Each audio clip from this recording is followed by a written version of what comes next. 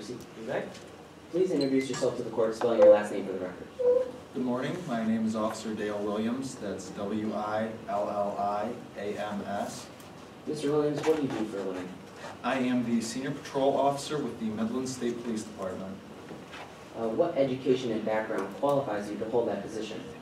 I am very proud to say that I graduated with a degree in criminal justice from Sawyer College. I then went on to complete the 16-week course at the Midlands Law Enforcement Academy. Can you explain to the jury how you were involved in today's case?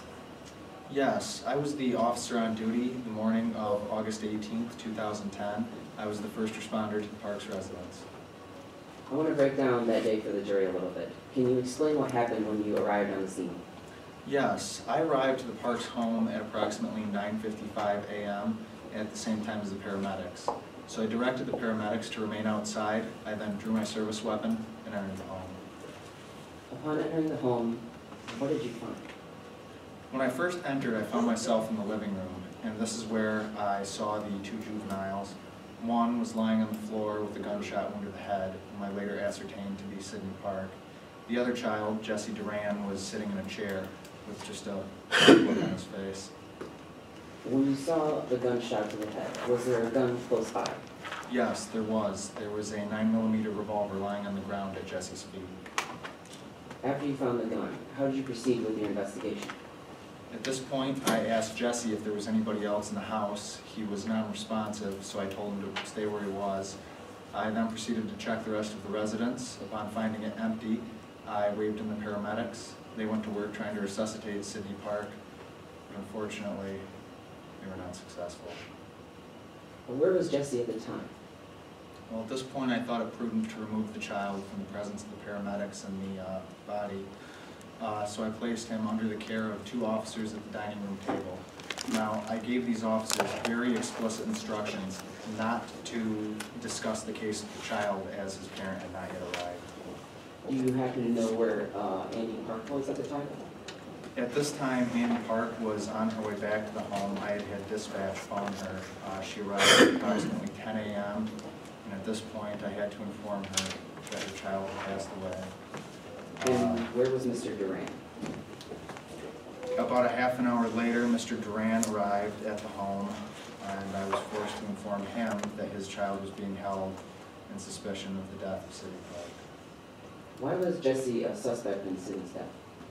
Well, my investigation up to this point led me to believe that there was nobody else in the house at the time of the shooting, and because Sydney was dead, that really left Jesse as the only logical suspect. Also, Jesse had written a confession at this time. Besides the confession, what else did you collect as evidence? Besides the confession, I took photographs of the file cabinet where the park stored the combination to their safe.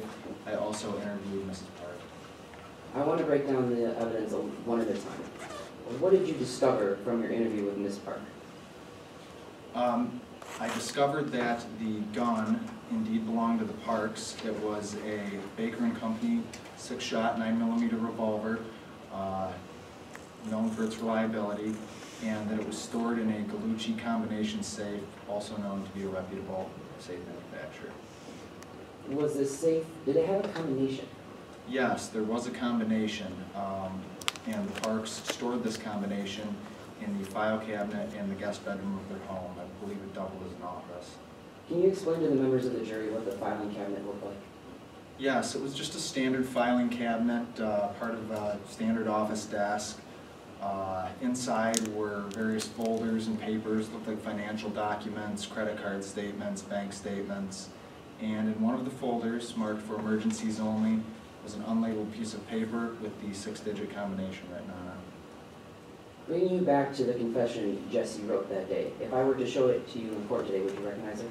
Yes, I would. Let the record reflect I'm approaching opposing counsel with plaintiff's warrant.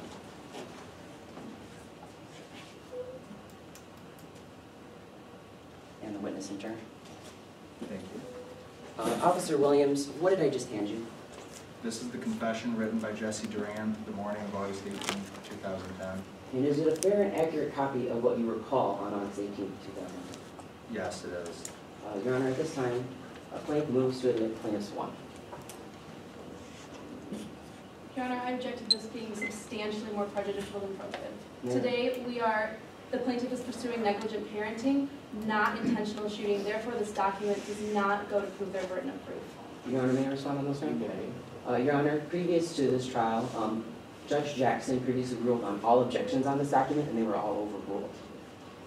Do you have a document that shows that? Yes, Your Honor. Thank you.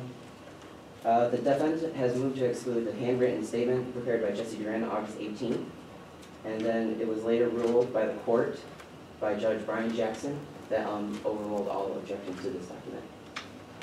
Can I see what you're looking at? Yes, Your Honor. Actually, do you know what he's referencing? It would be in the I just want to make sure that she knows what we were looking at. pretrial order, number 2. Do we have that? I guess you should. And it also says that lastly, the statement is clearly relevant and the court rejects any and all grounds of exclusion. Okay, yeah. You could give your honors a minute. Yes, no. Your Honor, may I ask to see opposing counsel's document? Sure, yeah. This document? Yes.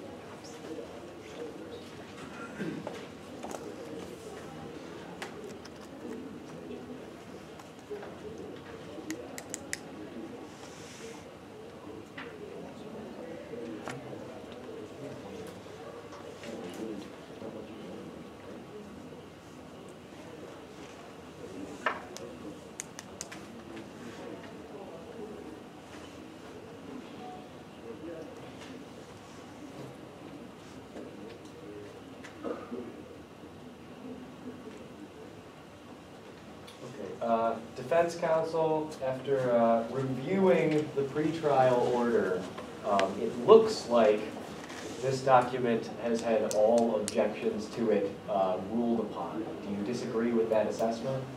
No, Your Honor. Okay, all right, well then, your objection's overruled, document comes in. Permission to publish to the jury? You may. Officer, upon reviewing the document, do you know what the conditions were when the document was made? Yes, I do. This is when Jesse was sitting at the dining room table under the watch of the 2 officers. It is totally unsolicited, and Jesse just grabbed a piece of paper and began writing. And what did you discover upon reading the document? Upon reading this confession, we ascertained that Jesse knew about the firearm previous to the date of the accident, that Jesse came over to the house in order to access the firearm, and that it was in Jesse's hands when the gun went off. Your Honor, I have no further questions. Thank you. Cross-examination? Yes, Your Honor. Permission to retrieve the document for cross-examination, Your Honor. Oh, you may. Thank you.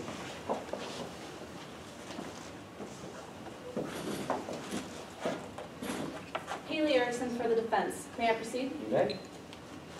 Officer Williams, you interviewed Andy Park on the afternoon of August 18, 2010, correct? Yes, that's correct. Now, during this interview, you learned that the Parks kept a gun in their home. Yes, the 80 Baker & Co. revolver did belong to the Parks. You learned that the Parks kept their gun in a safe. Yep, Nicolussi. Now, according to Andy, only Andy and Lee knew the combination to the safe, correct? Yes, as far as I know, she related to me, they were the only ones who knew. But you later found out during the interview that their babysitter, Danny Brooks, also asked about the combination, correct? Yes, she said that she had asked, but she said that she did not give the combination to her. Is that a yes? A yes that she knew the combination, or a yes that she asked about it? Yes, that Danny Brooks wanted information about the combination. Yes, she had inquired about the combination. Now, Andy Park also told you where the Parks kept the combination, correct? Yes. You learned that they kept this in a filing cabinet, Yes, I photographed the filing cabinet. and Andy Park told you that it was kept in a folder labeled "For Emergencies Only," correct? Yes, ma'am. Now, during this interview, Andy Park also told you that Sydney knew where the Parks kept all their important documents, correct? Yes. Now, I'd like to talk to you about where the Parks kept the bullets for their gun. Now, during the interview, you asked Andy Park where she kept them. Yes, ma'am.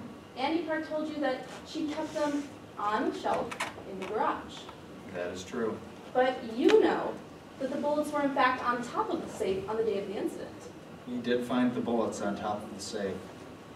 Now, during the interview, Andy Park also told you that the day before the incident, August 17th, Sydney Park asked Andy where they kept their gun. Yes, that is true. And Andy Park told you that Sydney indicated she knew exactly where the gun was. Objection to speculation as to, a lack of personal knowledge as to what Sydney knew on August 17th as to where the gun was located. Your Honor, this, Response? Your Honor, I am merely asking Officer Williams to testify to what Andy Park told him during the interview. He is not speculating in any way. Yeah, why, I mean, if he's just asking for what someone else informed him, why would that be speculative? I'm sorry, Your Honor, I thought I asked, she was asking to his knowledge if she knew where the gun was. So I Oh, withdraw my okay, yeah, I objection. mean, overruled with the instruction that, like, we're not gonna put ourselves in Sydney's head. Other than that, continue. Officer Williams, Andy Park told you that Sydney indicated that she knew exactly where the Parks kept their gun. Yeah, Now, you asked Andy if she moved the gun, correct? that is correct. But after Sydney indicated that she knew where the gun was, Andy told you she didn't move it at all. That's true. Nor did Andy move the safe, did she? No, she did not. And Andy Park didn't change the combination of the safe either, did she? No. No further questions, Your Honor. Thank you. Any redirect? No, Your Honor, no redirect. I simply ask the witness to be allowed to be excused from the stand. All right, thank you, officer, you're excused. Thank you. With that, Your Honor, the plaintiffs has concluded our case in chief and asked for a 5 to 10 minute recess with time allowed before defense. Timekeepers, how are we doing? Doing well. Okay, 10 minutes? Thank you, Your Honor.